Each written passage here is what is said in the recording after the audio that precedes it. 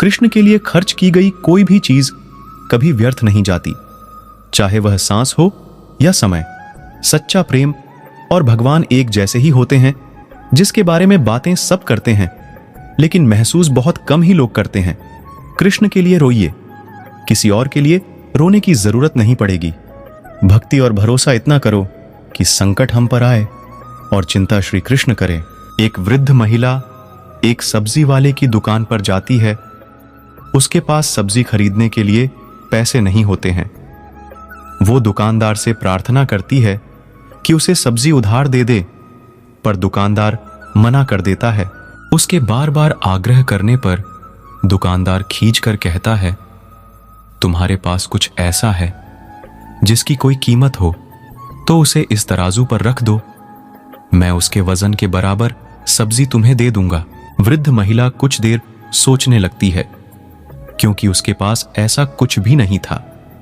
कुछ देर सोचने के बाद वह एक मुड़ा तुड़ा कागज का टुकड़ा निकालती है और उस पर कुछ लिखकर तराजू पर रख देती है।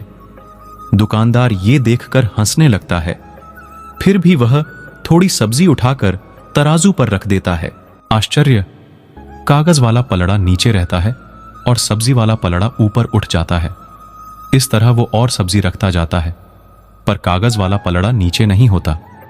तंग आकर दुकानदार उस कागज को उठाकर पढ़ ही लेता है और हैरान रह जाता है।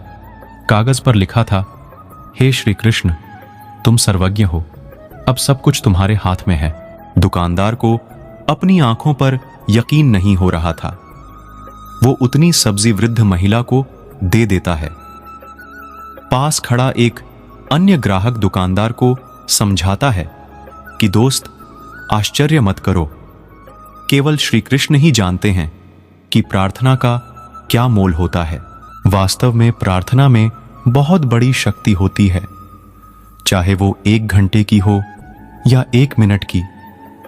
यदि सच्चे मन से की जाए तो ईश्वर अवश्य सहायता करते हैं। दुनिया को चाहने वाला बिखर जाता है और भगवान को चाहने वाला निखर जाता है।